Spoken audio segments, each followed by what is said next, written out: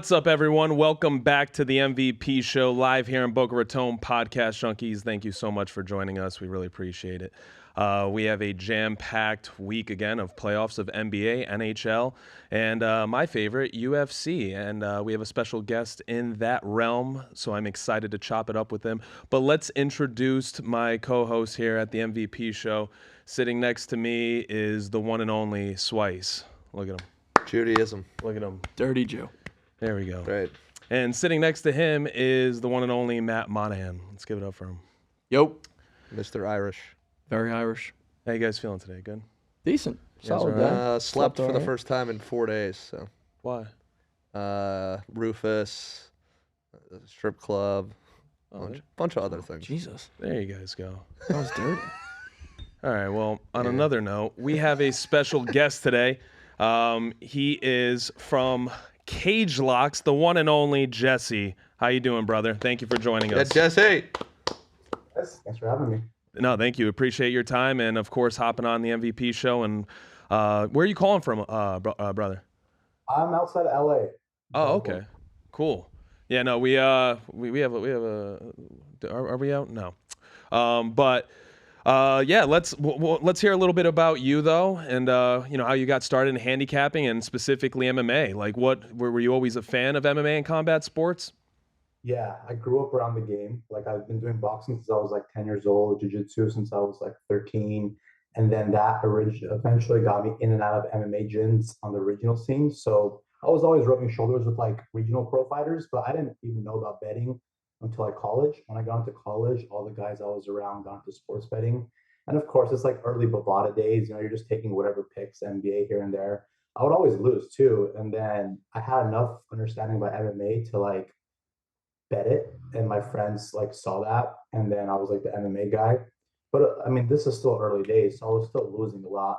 Eventually, I made that transition where I stopped betting other sports and I just started betting MMA, and that's when I started kind of learning how to build a bankroll, stack units, find some edges on early opening lines. And then this was still like 3 years before I even knew what handicapping was. And then eventually, I think it was like other handicappers started reaching out to me on Instagram. And I was like, no, I could do this. And then I eventually started a page, but I've been running it for like 5 years. And the first 2 years was a learning curve. I'll tell you this, I've been for 5 years.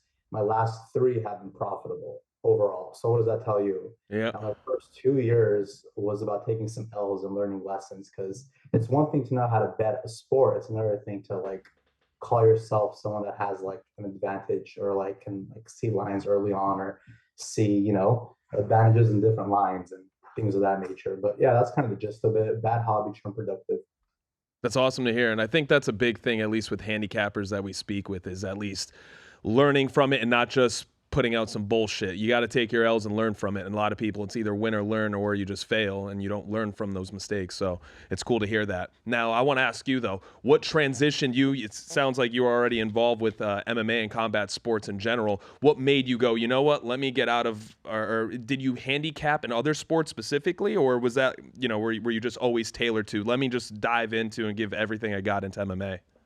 Yeah, man, I was just a college kid at the time that liked to bet with my friends, and we were betting everything. And then once I started betting MMA, it was kind of a joke and not. My friends would clown me every time, pick would lose, because I'd be so confident on it. But at the same time, they'd always take my picks, because it was like we'd lose our best throughout the week, and on Saturdays we'd make it back and some before, the bookie hit us up on the Monday. But in terms of handicapping, when I started handicapping, it was like a clear distinction. I'm only focused on MMA. And I've been in the game for a few years, so I do bet other sports now. Like, I'm around enough people where I'll bet basketball playoffs, football, you name it. But back then it was just UFC. And that was only for me to stay disciplined. Because it's like I would win a couple of units, and throughout the week I'm like, all right, let's throw a little bit on this NBA, on this football. And at the end of the day, I'm just shooting shots and like taking other people's opinions. So I've kind of just learned to stick to my own guts. Yeah, I'm with you on that. For me, I'm an NFL guy, Ray's a combat guy. So we try to stick in our lane with that. Although I do dive into other sports now, UFC primarily thanks to Ray here, and then some others. We got some other specialists on our team, but would love to hear your kind of top 2 or 3, pieces of betting advice for people looking to start betting on UFC and combat sports? I know I've heard Ray's before, but would love to hear from you, from your experiences, what you recommend for more novice bettors for UFC. For sure, man. Everyone has their own style of betting. I'm very straightforward. I'm not a kind of guy that takes like Hail Mary parlays and relies on it. I will take all my picks and parlay them for that big payday if I have a good one. The lottery But ticket. yeah, exactly, lottery Yeah. tickets. Yeah, I don't rely on them. I never have been that kind of a bettor. I've always preferred to pick 2 or 3 big favorites that I'm confident and parlay them up. If you guys see my cards and how I put them together, it's always like 3 parlays, usually 2 picks in the minus 2 to 300 range to give you your money back. A lot of people don't like that way, but in terms of building a bankroll and tracking your performance and only betting MMA, that's been really profitable for me. So I'd say don't try and get rich off of any given week. Instead, find your spots and split up your bets and then do a lottery ticket small. MMA is the kind of thing where you're betting on one person, not a team. So if that guy doesn't show up or woman, they don't show up. Mm-hmm. And that's just like the risk of the game. So I am always a big like proponent of splitting up your action when it comes to MMA. So what about the action for, big UFC fight card versus MMA? I've gotten Ray's opinion before on it, but would love to hear, do you find more value in those smaller fights or the big UFC? He means like cards? the main cards or Yeah. the fight nights. Yeah. Yeah, fight night versus pay-per-view. I used to say it. I used to say, oh, international. I still do international pay-per-views. Like I always do good because it's just like a higher win rate for me because it's high-profile fighters that have more experience watching. Yeah. I don't think there's a connection to it. There's been like random fight nights where I have hit my lottery ticket, probably more than the actual pay-per-view. So I'm not sure, man. I would say probably pay-per-views easier to bet and cap just because they're high-profile fighters with a lot more experience, tape out there. And these, like this weekend's card, there's some guys with not a lot of tape, maybe some first or second fight, like Ivan Urslan. So you're like digging into some regional tape. That's not always fun, and it's not always reliable either because regional guys are not UFC competition. So probably, honestly, I'm going back and forth here, but yeah, pay-per-view is probably easier. Yeah. No, my bad. No, go. No, my question that I've been thinking of is, like, college basketball is known as a sport. Like I work with and talk to a number of bookies very regularly. College basketball is a sport that they keep their guard and keep their guard up very high on and are consistently looking at their clients' action on because it's so easy to get beat as a book on college basketball. I've also heard that UFC can be the same. Do you agree with that, number one? And number two, why do you think that is, if you do agree, that UFC can be very bad for books? Yeah, I think UFC is one of the easier sports to bet. And apart for like my background aside, right, my MMA experience aside, I still think I would have been a better MMA bettor as opposed to everything else because once you learn the game, some intangibles don't change, man. Like, the Dagestanis come out here and drown you with the wrestling. So if you've been betting on Khabib before all his homies came into the game, which I have been, you are historically profitable. And there's a couple losses here and there with Umar or Islam when he got knocked out way earlier. But other than that, there's some money machines that come true. Bilal Muhammad as an underdog just keeps coming through 5 times in a row. There's certain edges that don't really change, and the bookmakers are slow to get on top of it. I don't know if that's because MMA is not as high profile. There's not as much action around it as like basketball, but sometimes it takes bookmakers to catch on. I feel like this year they finally start to caught on because these favorites, I don't know if it's just me, but they seem like they're getting more juiced up. It's hard to find those minus 200 favorites. Now they're like minus 350. So I don't know. I think it's just they're not catching on fast enough. So that's interesting. So you would say, and like Ray, chime in please, that like back in the day, I don't know, a year or two ago, minus 200 would be considered like great value in some of these fights. Yeah, I mean, Jesse, you could dive into it a little bit too. But yeah, a lot of these guys, I want to say after COVID was probably the defining factor because that was the only sport that was on national television and people watching. And I think people and odds makers really dialed in on MMA a little bit and they kind of hashed out. And he brought up a very good point with the Dagestanians coming in there and just absolutely dominating with their wrestling rather than them coming off of a regional scene in Russia and then they're coming over to the UFC and they're almost even odds or just slightly favored rather than that was a complete mismatch on a striker. So, I mean, Jesse, you could dive in a little bit too. But yeah, I believe after COVID was one when they started, the odds were at least the odds makers were kind of bumping these guys up a little bit. Yeah, for sure. And to answer your initial question, minus 200 being value, for me, it is. Like, again, I'm the kind of guy that if I love a pick, I remember who was it? I think it was Islam Makhachev against Charles Oliveira. He was like a minus 180. And Yep. to me, that was pure value. That was a discounted price based off his previous lines combined with the stylistic matchup. So when I get a line like that that I love, I will lay it straight up, 3, 4, 5 units, and take that as opposed to parlaying it up. But that being said, um, I forgot where we were going with this conversation, but you made a good point about the Dagestanis, and I just want to piggyback off of that and say it's not necessarily just a Dagestani style, but certain styles translate over time and stay consistent in MMA. For example, meddling heavyweights. That's another one of my favorite angles. Not top level heavyweights or like barely in the UFC, like middle level heavyweights. They're a little overweight. Watch how many times those fights go to a decision. So when you start your pick a decision, all of a sudden you think you have an edge, but you don't. It's just like trends, they repeat themselves.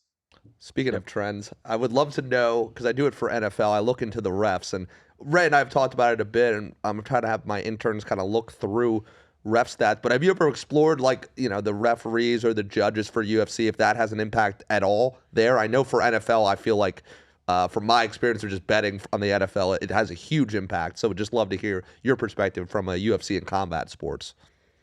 Yeah, man, it would be an opinion because I don't have actual knowledge on it. But I think obviously the refing, I'm not sure. I think the refing, they do their best. Sometimes they make a mistake. Refing is hard. They're in the moment. They're watching two guys, and you have Yeah. to kind of have an understanding of every facet of the game to make some of those calls. When is he out? Is he out? Is he choked out? Is he knocked out? But so refing, I cut a little more slack to. Of course, we all get screwed over with a bad call. But the judging is a weird one because that's like out of the UFC's hands. It's my understanding that it's more based on the commission.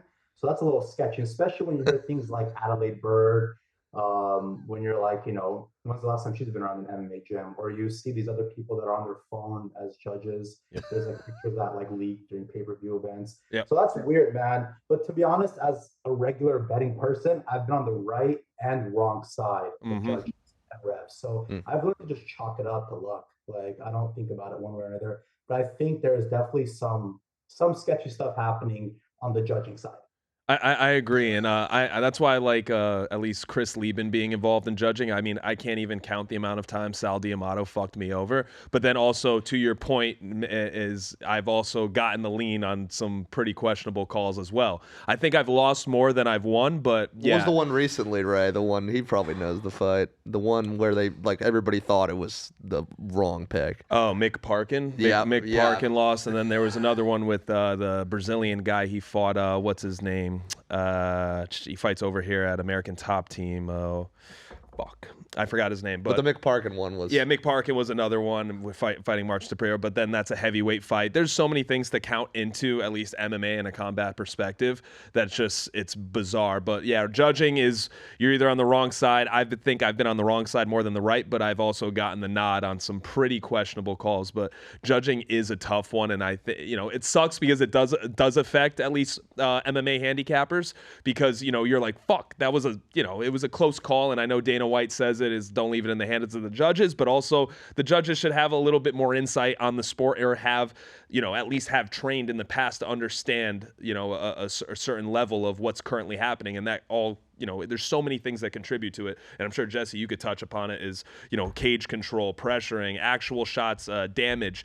I think damage was a big thing that's been happening over the past since COVID, is where a lot of these wrestlers were getting the nod, but now you see people that are shooting in, and people on bottom are working more than the guys on top just laying on them, and they're getting the nod, or at least getting the round. So I mean, there's so many different factors, but yeah, it's good to hear though that you've been. It sounds like you've been on the right side more than the wrong side.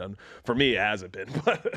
It just depends. I don't think I've calculated it. I know one of my biggest wins ever was being on the right side. I was actually at the original UFC Noche in Vegas before they got the Sphere. It was a Noche versus Grasso 2 events. I think I got tickets like the second section above the floor. I think it was like $200 or $300, really cheap for UFC. Yeah, it's cheap. It was pay-per-view back then, and I don't know why, but I had the main event to go to a draw, and one of the judges like messed it up and made it go to a draw. So I remember like running through the T-Mobile Arena screaming plus 5,000. That's insane. That's You know, so insane. it's like you chalk it up. That being said, I'll take a bad decision or being screwed over by an official over picking somebody and having them get their ass kicked, bro. That doesn't feel good. When you pick someone confidently and they don't show up or they're just obviously the wrong side, I don't like that feeling at all. Oh yeah. It's the worst. It's the worst feeling in the world when they just completely. There was another one too, at least this weekend. It wasn't UFC or anything. I don't know if you just do UFC, but it was Karate Combat, and it was Tyrone Spong versus Sam Alvey. And Karate Combat. yeah, and Tyrone Spong was a former world renowned kickboxer, one of the best of all time. He was a -600 going in there, and he got brutally knocked out by a +450. So And then we had the boxing with the big odds on Friday. yeah, we had Ryan Garcia shitting the bed. That was. Do you do boxing as well, Jesse?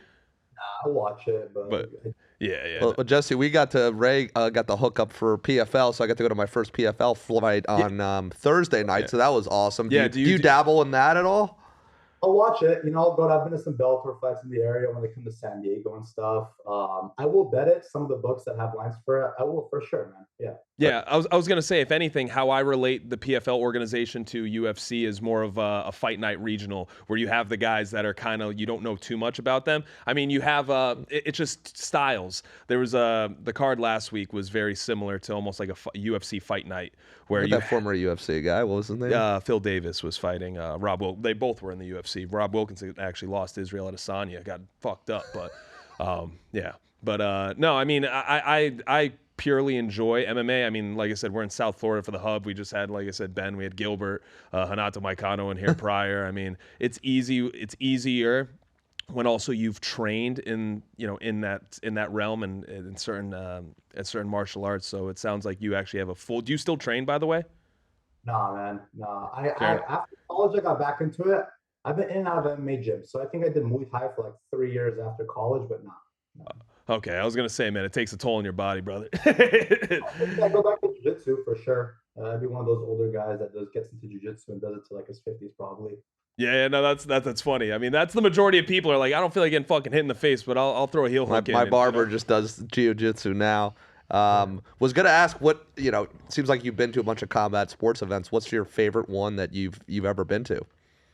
Shit, man, I don't know. You know, there's been some events that I can speak to where you hit all your bets and it's your favorite one. There's like nostalgic ones. My first UFC event was when Cain Velasquez took the belt from Brock Lesnar. I was like 12 years old. My dad at the Honda Center. So like, there's some memorable ones. I was at Anderson Silva knocking out Vitor Belfort with that front leg. That was solid. You know, so that I think that's my favorite one because John Jones was the second or third fight on the main card. He was just like coming up. And That's I remember awesome. my dad looked at me and went, that guy's going to be really good. And I was like 13 or 14. I'm like, all right, that's my new favorite fighter. And now he's like this He's the GOAT. GOAT, that doesn't want to fight Tom Aspinall. I'm taking Jones all day, though, with plus money. I mean, they released an early line, and I think Jones was like a plus 120, but I'll take Jones all day. All day. Tom Aspinall right there, bro. Yeah, Tom.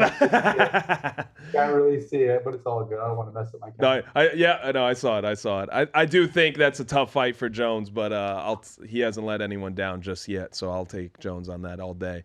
I was going to ask you too, I definitely want to do a UFC breakdown of this week's card and everything, and would love to get your opinion as well. But real quick, did you take Bo Nickel last weekend? What are your thoughts on a high prospect getting knocked out? Oh, he lost finally?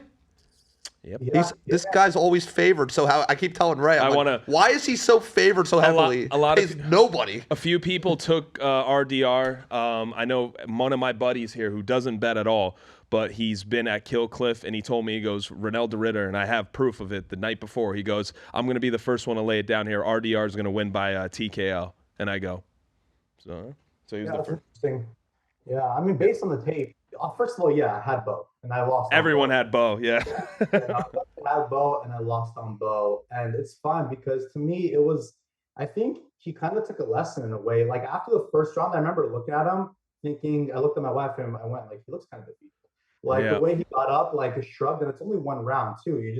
And it wasn't even a bad first round. He really took a beating in the second round. But that first round, I think he was kind of realizing RDR was there to wrestle with him, and he didn't have as much of an advantage as he thought he would.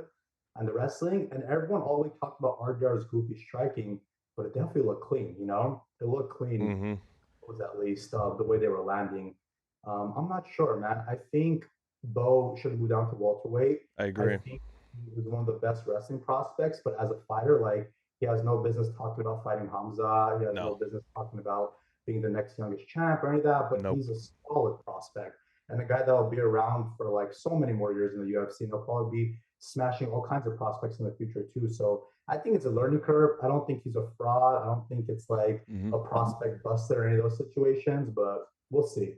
Yeah, no, you kind of nailed it. I mean, this was a little bit more high profile, but I almost related to the Henry Cejudo versus Demetrius Johnson, where he got caught with a knee, and everyone was like, "Oh, Henry Cejudo's going to run through Demetrius Johnson." Of course, Demetrius Johnson was a little bit more, at least that was a title fight. So, but it'll be interesting to see Bo's take at least coming back. But I do think he'll be back. I think he needs to definitely reevaluate some things, but he'll be back, and I think he'll like I said he'll be a title contender. I don't know if he'll win the title. It's a tough whether he drops down. Who knows? But I do think he should go down to welterweight as well, and it'll be interesting to see his odds on his next fight and who they pair him with. Yeah, no, for sure. I think they'll give him a step down. He'll still probably open up as a big favorite. If he's smart, he'll take a couple of camp fights and work his way back up. Yeah, I completely agree. Yeah, I mean, if you guys are good on questions too, I want to dive into the UFC card if you guys want to. No, yeah, go dive into UFC. Here we go, guys. For this week, we have Oh, UFC 315, Bilal Muhammad versus Jack Della Maddalena. I mean, realistically, I like this card. I'm interested. I actually saw your story post. You have a 5-unit play, so Holy crap. you are very confident on somebody in this card.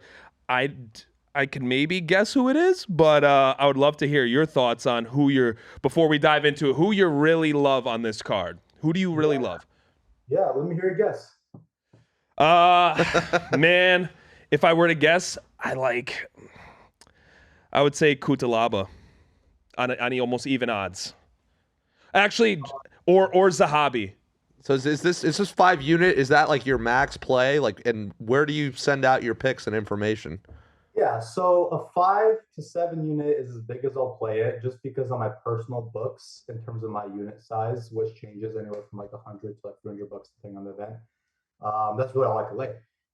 Granted, if I go to Vegas, that changes, but 5 to 7 units is my big picks. I typically won't bet that heavy on an underdog, so it's not going to be Zahabi.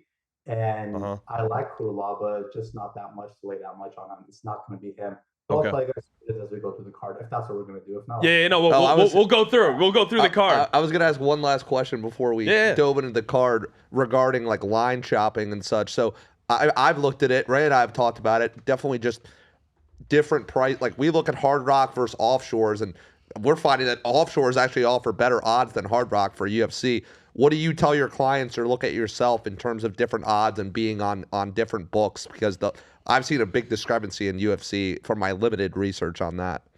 oh yeah, I think as many outs as you can have. If you know, I don't know if you guys are in a gambling state, then obviously you want to go to more casinos and just have an understanding of all the lines. But if you're not, you just have as many bookies as you can and websites so you could constantly compare your odds. You know, best fight odds is the man's best friend. If you want to look at live odds changes, see where things opened up. But the biggest advice is get in a week early.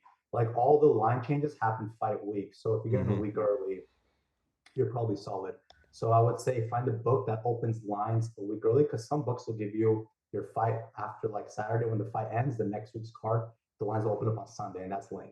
Yep. So I think that's the biggest tip. Thank you.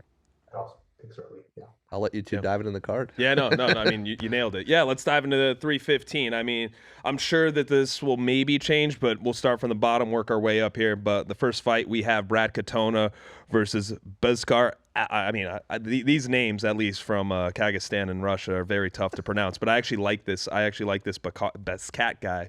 But I'm interested to hear what you have for this one. I actually have I think he's from where is he from again? Kazakhstan. If you have the card pulled up right now. I do. Best cat. Yeah, that looks pretty. Yeah, it's a Kazakhstan flag indeed. Yep, he's from Kazakhstan. But the thing with Best Cat is we don't have a lot of information on him unless we dive into his regional scene. He had like one moment against Umar and then nothing, right? Yep. So people could put a value into that one moment he had. I don't. A guy like Brad Katona, though, a guy that you can't really expect to go out there and do much of anything, but you could expect him to hang around. Mm-hmm. You could put up a fight. You know, he hasn't been finished in the UFC. Yeah. that's important, right? And of course, maybe Garrett Armfield and Jesse Butler aren't at the level of best cat, but we don't have that kind of information on best cat. So to lay 180, I'm not there and I can't get there. I don't know if I could lay Brad, but I'll definitely pick him as a dog or pass situation. Yeah, I actually like that fight in general going to a decision rather than picking. So it'll be interesting to see what the odds are. I'm sure it'll probably be over minus 200 on going to a decision because anytime Brad Katona's fighting, it's always a most likely a decision fight. Yeah, I agree. Yeah, you could parlay the over there if your book's a lot of parlays. You could parlay the over probably for a chalky price. So next on the card, we have Daniel Santos fighting Jiang Yong Lee. Oh, and I God. know Daniel Oh, Santos God. is coming in on a week's notice right now. His Lee's original opponent stepped out. So I believe right now, let's take a look Zhang Yang Lee. What a Zhang name. Yang Lee, What a- yeah. what a name. What a name. I mean, some of the names actually in the UFC are almost the equivalent of like a Key and Peele skit. Like they're in the football. They're like Quagla Bang, whatever. One minute little tone. Yeah. They just say some There they crazy are, shit. But yeah, who do you have for that fight? Santos Lee. Santos is a weird one, man. Let me put this. Santos has had 9 canceled fights since 2019, bro. Yeah, nuts. And since then, he's had 5 actual fights, but he's won 4 of them. So he's a real weird guy to cap. He's really unpredictable. You don't even know why he's pulling out. It can't be injury after injury. It's got to be some kind of personal life thing going on there for it to be that many cancellations over like 5 or 6 years. I don't know, but in terms of skill set versus skill set, another one that I kind of got to do some tape behind, but I think it's going to be a good scrap. I think both these guys are not going to shy away from a scrap. I'm going to go with Lee Jung Young to come up on top here. Yep, I agree. I just think he's had a full camp. He's been training. So, like I said, there's question marks on Santos. I think their fight capabilities are, at least Santos's fight capability is very well. He trains at a great camp. But I just think with the unknowns and question marks for him being out so much, I would lean towards Lee on this. But like I said, we'd have to do more research. Moving up on the card, we have Marc-Andre Barriat versus Bruno Silva. This is a weird one, to be honest with you. I'm interested to hear your thoughts on this one. Before you dive into it, I am leaning towards Marc-Andre Barriat. But like I said, this is a tough one for me. What are your thoughts on this fight? Bruno Silva is the kind of guy where he's, in my mind, like past washed. Like he's not washed as in he's gonna get wrecked, but he's just nowhere near what he used to be. And you can't compare him to his early fights anymore just because he's like 1-6 since 2022. And his fights are ugly. There's like a delayed reaction. You just see changes. And Marc-Andre Barriat gets knocked out, right? And what is Bruno Silva used to be good at least was knocking people out. So it's a weird one. It really is a weird one. I am also leaning Marc-Andre Barriat. It's on home turf. That doesn't always matter or relevant, but it might be. You never know. It helps with confidence. Yeah. So I'm gonna go with m.v.p. What do you mean? Like he's from the area, home turf? Yeah. He actually trains down here at Killcliff FC in South Florida. I'm actually friends with Mark, to be honest. I'm going to be just straight up honest. I'm leaning towards him on. But like I said, I just hope it. You always have that bias when you know the guys. I know him, yeah. Mark's the man. Literally, it was a couple weeks ago. We were on a boat, and Mark pulled up on a jet ski. And I was like, Mark, what's up, brother? Yeah. But he's fighting with a Canadian flag, right? And he's from Canada. So he'll walk out with that flag, and the crowd will be behind him. And about those judges again, and maybe it goes to decision, he wins if he doesn't get caught. Yeah, I know. I mean, the last Canadian card, though, they were 0-6, which was unfortunate. So we'll see. Hopefully that changes. I'm a big fan of the walkout, so I'm excited for this guy now. Yeah, no, Mark's the man. But let's move up. We got Navajo Sterling versus Ivan Erslan. This is an interesting one too. I mean, I'll let you break it down a little bit, but I'll take my lean towards Navajo. I mean, there's still some question marks. I mean, I think the line's pretty juiced right now. I think it's last time I checked -280. But what are your thoughts on that one? Yeah, my book has him already at -300. Jesus Christ, yeah. Yeah, he's going up there, and I'm having a hard time following that line. At first, I leaned him as well. It's just Erslan is a solid win-lose kind of guy. The problem is he was win-lose before he even made it to the UFC. Yep. So when you're winning and losing on the regional scene and you're in the UFC and you lost your first fight, and a close split decision, by the way, I had him. I lost. Who was it? I think he fought Ewan. I'll have to check. But yeah, yeah, he cost me on his debut. Yeah. But he's solid. And Navajo Sterling is coming out of City Kickboxing, a gym that's been struggling, but he has some good bodies in there to train off of. So I think he's coming here with that good headspace. He's ready to put up a fight. I really don't have a strong lean on this. Mm-hmm. I'm gonna switch it up and go with Urslan. Yeah, I had Sterling initially to win, but I'm gonna switch it up. I think Urslan sticks to that win-lose pattern and gets a win here. I like it. I actually like it. I think the value, at least for now, as the money starts coming in on Sterling, I think we start losing the value on Sterling, to be honest with you. So I like that. I actually like that argument right there for that pick. But yeah, let's keep it rolling. You're going to love these names, guys. Modestas Bukauskas versus Ion Kuntalaba. This is the one where I'll just say my piece real quick. I think Ion Kuntalaba, if he mixes up his wrestling, which he's been doing, I think he could probably take this fight. I think his wrestling and his capabilities, I think he's been training at Extreme Couture, so he's been having some good training. I'm leaning towards Kuntalaba for even odds, and I think money's coming on Bukauskas. So we'll see. Bukauskas. I almost said Bukaki, but It's coming on Bukaki for sure. Yeah. Which is surprising because Iwan just had a big win against another prospect or a potential prospect, and Bukakis is a guy that he's good striking but kind of low output and nowhere near reliable, bro. You can't trust this guy. He'll win, but you just don't know when he's going to win or lose. And Iwan, if he makes it his kind of fight, I think it's going to be a little too ugly for Modestas to keep up. But if it stays striking, I would not be surprised if we're going to the third round and Bukauskas is up. Again, it's going to be a close one here. My initial lean was Bukauskas, and a lot of people are on Kuntalaba, so that always scares me. I'm going to stick with Modestas. Cool. No, I mean, I think it's a pretty even fight. I think that's a big question mark fight. I think it just makes it interesting because I think that's one of the few on the card that are basically, it's a pick 'em for the value. So, but awesome to hear. Let's move it on. We got Jessica Andrade versus Jasmine Jasdavicic. So I think, I'm on Jasmine. I think Jessica Andrade is on her way. She's had her time. I think after the Rose Namajunas slam on the head, I think we kind of lost a little bit of momentum. I think Jasmine's going to mix in her wrestling a little bit and take control. It'll be tough. I actually want to see, but she's very juiced on the line. I'm very interested to see at least the over 2.5 rounds or under 2.5 rounds, because depending on the lines and value, I might like the under. Would love to hear your something. Who do you think is more of a conditioned veteran in the game? Oh, Jessica Andrade over Jasmine. You know what's crazy about that though? Jessica Andrade is 3 years younger than her. Yeah, how crazy is it that some of these guys and girls in this case right now that you wouldn't know that these people have been in the game for so long? But also, I've talked about this with a lot of people. Even if they are a little bit younger, some of their bodies have been through so much. So even the people that are a little bit younger, they have at least in the fight game, and I'm sure you know this as well, is that it takes a toll on your body being in the game for so long. Yeah, for sure. And that's my biggest note here is Andrade, 3 years younger, but way more wear and tear in terms of their current form. You're talking about Jasmine, someone who shot 10 takedowns on Tracy Cortez. Yeah. That's a kind of pressure that I love, right? My favorite kind of fighters are the fluffies, the Hamzats, the Marabs, the people that will only shoot takedowns and don't get tired and they'll shoot 20 more to get one.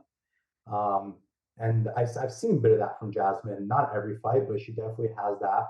Andrade, on the other hand, she's a veteran of all veterans in the women's game.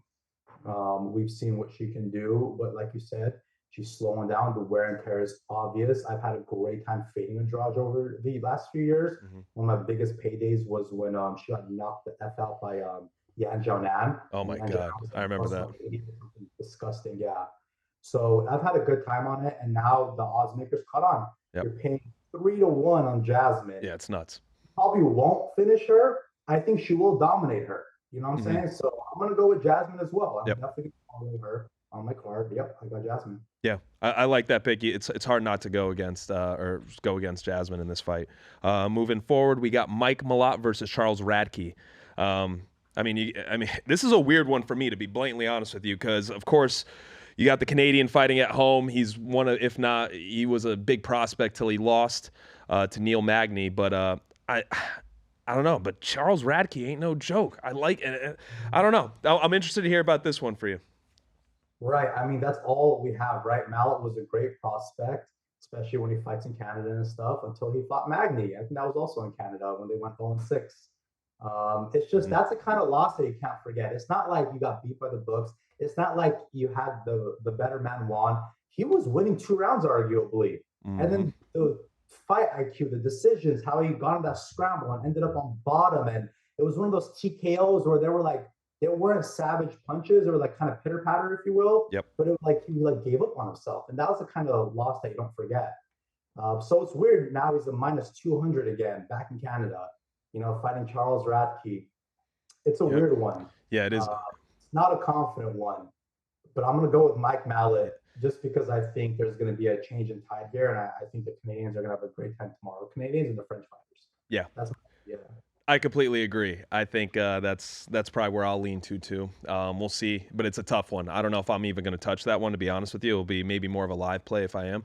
But moving up on the card, we got Benoit Saint Denis, and I was actually looking forward to this fucking fight before they replaced him with Joel Alvarez. I thought that was going to be a banger, but now you got a replacement in Kyle Preplock.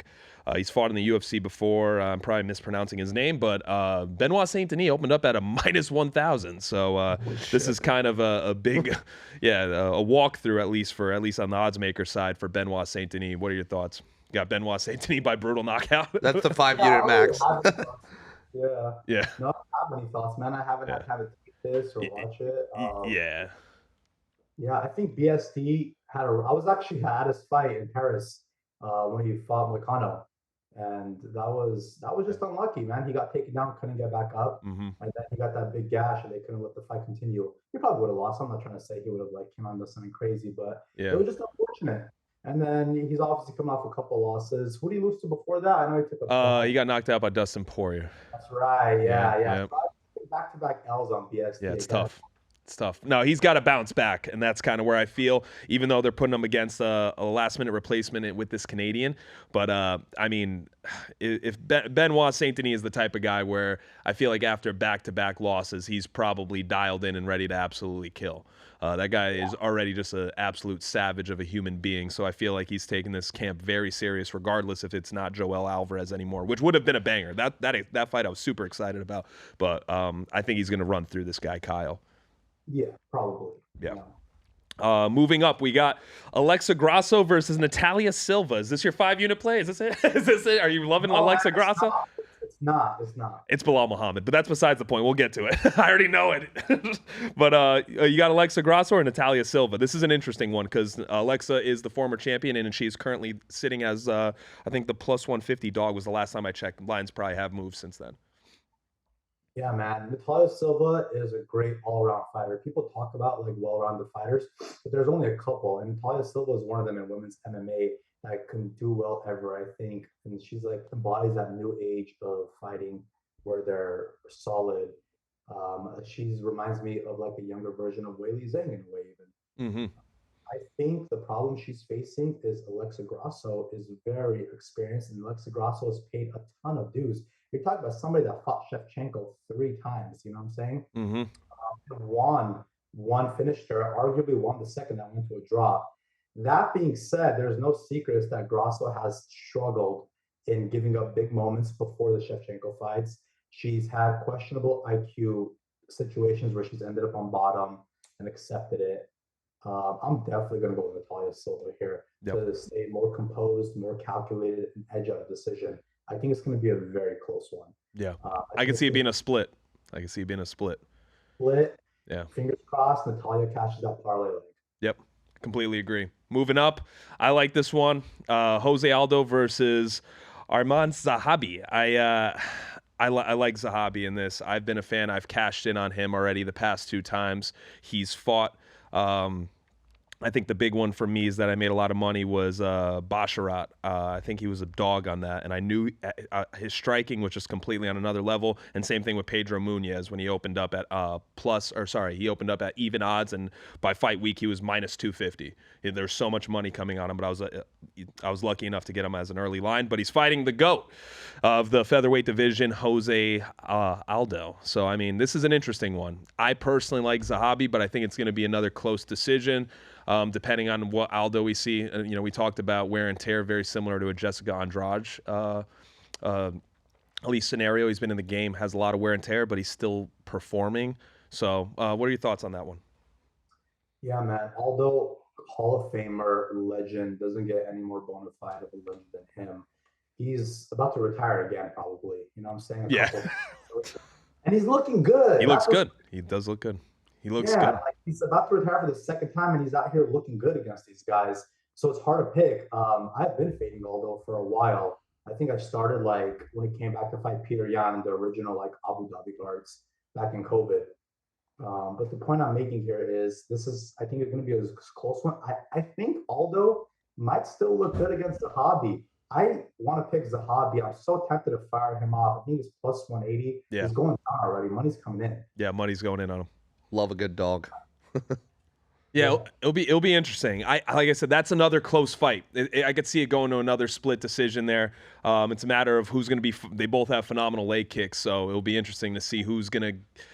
What Jose Aldo is going to come up. If we got the prime Jose Aldo, I see Jose Aldo taking this fight. But if he comes in a little bit flat and we start seeing the wear and tear and his age showing in his fight, I think Zahabi will take it. Yeah, and can Zahabi make Aldo fight his fight, or is he going to have to like better pattern strike and kick with Aldo? Yep. Because we'll see. But Zahabi, he'll put in the work. I think I'll go with Zahabi. I'll lead with you. Yeah, I love it. All right, we got the co-main event. We got Valentin Shevchenko versus Manon Fiore. Is this the 5? Is this the 5-1? Is this the 4? It's either this one or Bilal. This is it, boys. This is it. Uh-oh. Oh no. This fight, you're betting on a women's title fight. I'll keep it short and sweet. It's Manon Fiorot. Let's go. I knew it. She's going to be the new flyweight champion. Fiorot has all the edge here, the size, the age advantage. Obviously, Shevchenko, more of a veteran, bona fide, all that good stuff. Mm-hmm. I think Fiorot is going to fight her game. Shevchenko is going to be chasing Fiorot down as Fiorot kicks the shit out of her, beats her up, gets a win, makes it decisive.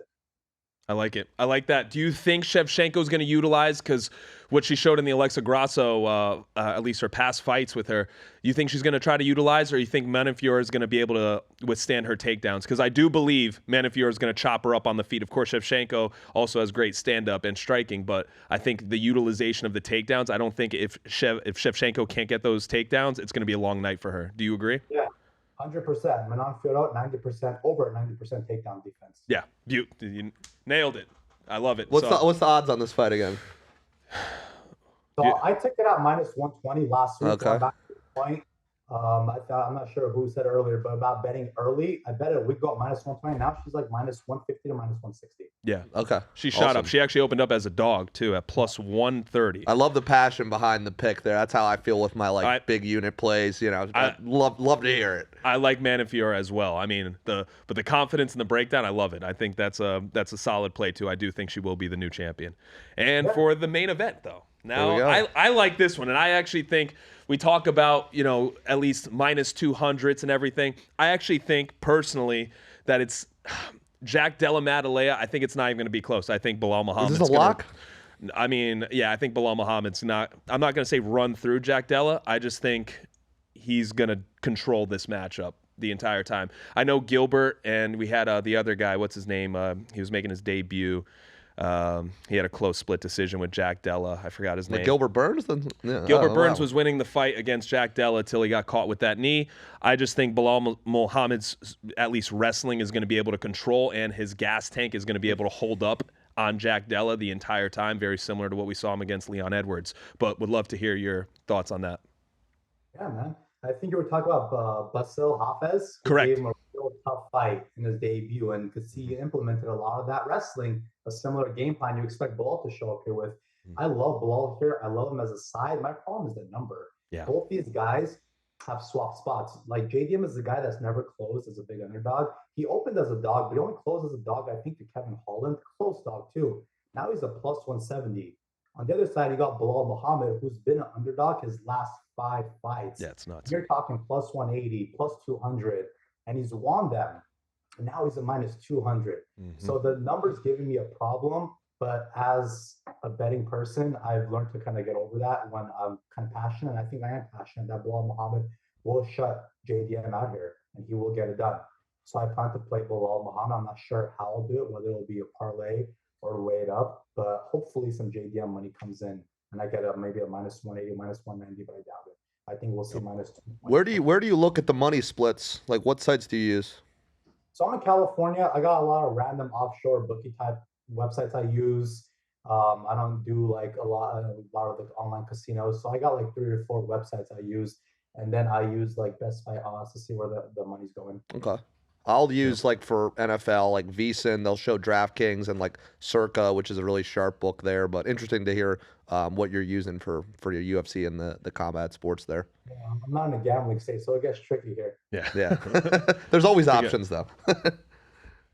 But yeah, no, I mean, thank you. We appreciate you coming on the show. I know as we wrap it up here and giving your insight to UFC 315. I do think it is going to be a very profitable weekend for at least the MMA handicappers and sports bettors out there, especially if they're following you. Would love for people at least where to find you. Any insight, last info from you, Jesse. Yeah, guys, no, I appreciate it. Thanks for bringing me on. You can find me on the Cage Locks on Instagram. Feel free to shoot me a message. If you tell me you came from the show, I'll give you my full card for free this week.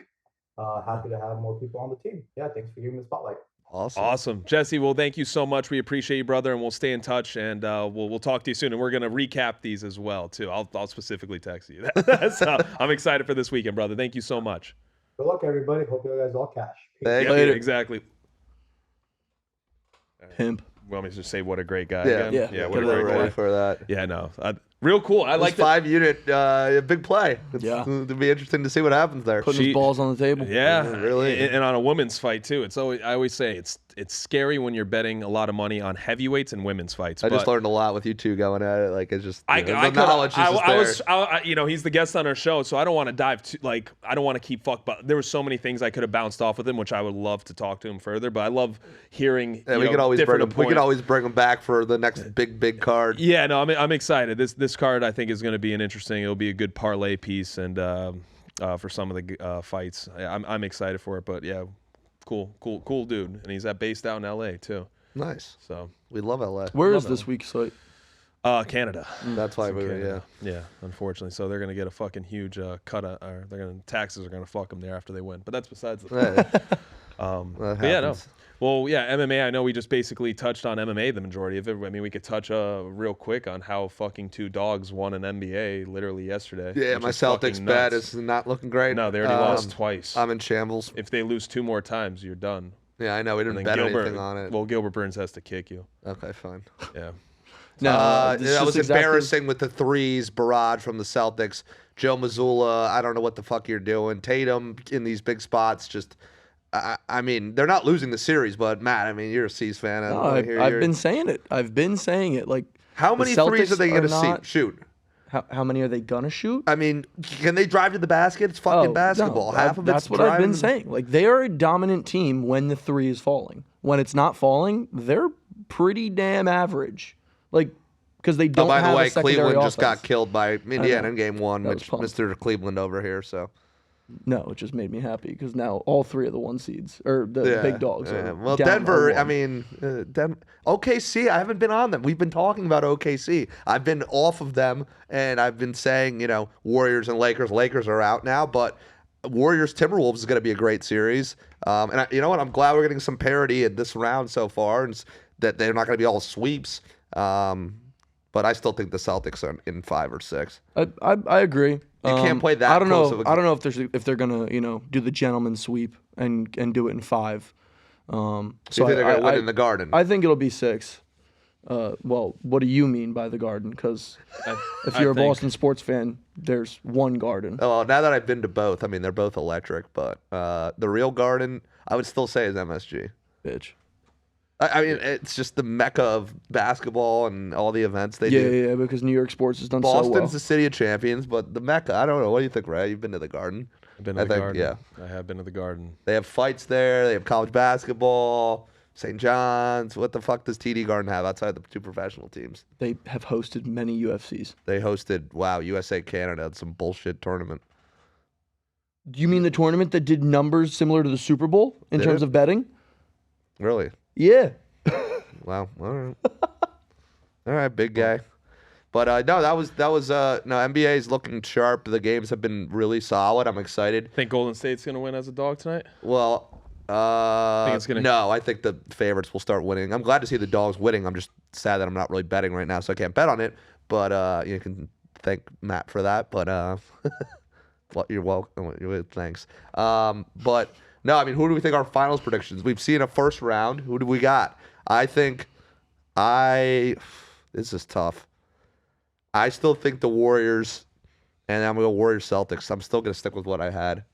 Warriors Celtics. I keep the Celtics. They're not going to get there as easily as you thought. No, I agree with that. Nor as I thought, but I was never as high on them as But you Cleveland, we'll see that series. I agree with the different. Celtics. I mean, this could very well change depending on how Wednesday night goes, but possibly the Nuggets. Wow. I mean, they've won, and I don't even think the coach is that big. You know, Jokic is incredible. They have veterans. Well, he dropped 40-something last night, right? Yeah, but I'm saying, like, without the coach, I think they've been fine. Jokic has been more vocal, and Aaron Gordon's been clutch. He's hit, like, 2 big threes. They got Jamal Murray still, so I don't hate that. What do you think? I know you're going to say Celtics, too. Well, after last night, it could just be a fluke. I think the stat going into was Celtics were 40-1 during the regular season, leading any game by 20 at any point. And the fact that they lost that was I'm not saying it's a fluke, but to lose or also miss 45 3-pointers. I'm going to attribute this to Joe It's absolutely Mazzulla. fucking insane. I was watching it going, what is going on? I was almost like cringed, like almost by Do you put that on the coach or the players? Both. I mean, yeah, I was going to say that's probably a mix of both right there. I don't know. I saw a lot of times at the end of the game where Peyton Pritchard was not in when they needed a 3. Well, also there was 0 point for them to be shooting all of those threes. There was plenty of times where they could have drove into the basket. That's what Tatum sometimes does. Yeah, I guess it was more of an ego thing where they're like, we're so used to hitting threes, and they were just taking, at least. And then Porzingis went out, and I mean, look, whatever. I'll put it this way: the easiest way to break down the Celtics-Knicks series is it took 45 missed threes and a 20-point blown lead and overtime for the Knicks to beat the Celtics by 3. So it's looking like we're probably still going to be having a Celtics, win in probably 5 or 6. Because they're not going to miss 45 threes or blow 20-point leads that often.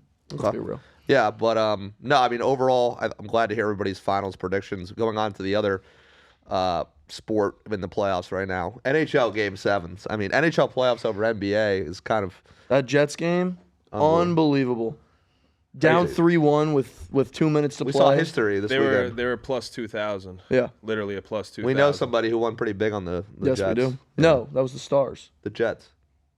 Oh, the Stars. Yeah, the Yeah, Stars. that was the The Stars. No, but Jets down 3-1 with 2 minutes to play. They get one in and then tie it up with sub 2 seconds on the clock in regulation. Just I can't awesome. even. I And can't then even to win it in OT. Win it in double OT. Do you have any it seems like a lot of the NHL is more well balanced in terms of who would you say do you think is going to win? You hard. will not know. Okay. Anybody on the West, anybody can win it on the West. Literally anyone. I've been hearing the Capitals are I would take the are not actually. No, the Caps are very good, and Ovi's playing at 38 as well as he has at any age. It's just a matter of the Panthers and the Maple Leafs are both dogs, and no one's giving any really respect to the Hurricanes, who the Capitals have to get through to face either the Panthers or the Maple Leafs. It's been great. I think NHL playoffs is more exciting than NBA, and I used to be a big NBA guy. Yeah, I mean, I really thought the Panthers were gonna. I didn't think they were gonna win, but as soon as they fucking gave up a shot within 30 seconds of the first period, I was like, all right, this is.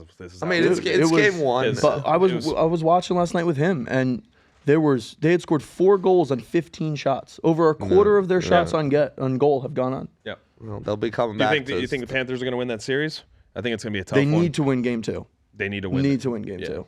But I love hockey. I mean, There's so much also parity. but talking to people who know hockey, they say that home ice doesn't matter. So does it really matter if they go down 0-2? Yeah. Yeah, no, that's We'll look at the statistics of 0-2 and come back to win it all. Sure, it's not great. It's like 80-something%. It's pretty bad. It was 20% the rest of the time. Listen, You and your weird. I mean, I'm not gonna- needing to be different. Celtics losing actually over 20. That was, I mean, that stat was fucking nuts. They were 40-1. Disgusting. So Yeah, that's I blame Joe absolutely insane. Mazzulla because when I see inbounds plays at the end of the game when you need a 3 and Al Horford's out there instead of Peyton Pritchard, it's kind of stupid in my opinion. Or just taking. I mean, if he's unnecessary wide threes. open for a 3, you're going to want Pritchard over I Al agree. Horford. So why is he not in the game? for Al Horford's screening? I don't fucking know. And then I got to hear Reggie Miller. How about this last night? Reggie fucking Miller just necking. He was just all over Jalen Brunson and the Knicks. I don't understand. He's the Knicks killer, and Reggie Miller, Matt and I are watching. What is wrong with him, Matt? I don't understand. I don't know. He was going in on I don't him. know. That was some of the most like dick eating, glazing What I've the ever fuck, seen. Reggie? And I then, love we Kevin got a Harlan. classic Jalen Brunson foul bait at the end in the fourth quarter. Like, so many things had to go right for the Knicks last night to squeak out a victory. I got to give him Bridges credit, though. He hadn't missed a game since like high school or anything. He played like 48 minutes, and OG looked good. So maybe we get a series. I don't know. I'm excited for the rest of these playoffs stuff, both NBA and NHL. And then people are still in the baseball now. I mean, I think these pitch clock and some of the changes they made, more people are getting back into it. And the ending of these games, you're right. I got to give Mons his credit. The ending of these games has been kind of crazy. Yeah. You know, baseball's been fun, very fun to watch. If they just limited the amount of of games, then they might solve some of more of their problems. But we'll see. I'll watch the playoffs. Take it up with Rob Manfred. Are the Red Sox making the playoffs? Dude, it's baseball. I don't know. I'm asking your opinion. Yeah. Okay. Yes, I think they do make the playoffs. Because you're biased. It's okay. May. Like, it's so early in baseball. Hey, we're still going to a Marlins game with Ben, so you know that's happening. $12 a seat. Can't wait for I that. got the Dodgers in town right now. Let's go tonight. Okay. All right, yeah. Nobody So- jump at all the right, idea. Is that Is it $12? Do we get the $50 free food thing? I don't know Yeah. if they're still doing that, Well, Simon. Well, Okay. we'll decide that. So, anyway, thank you so much for tuning in to the MVP show. Thank you for Jesse from Cage Locks. Appreciate your insight. Let's cash out big this weekend. And thank you everyone else for tuning in. You have a wonderful week, and we'll see you guys next week.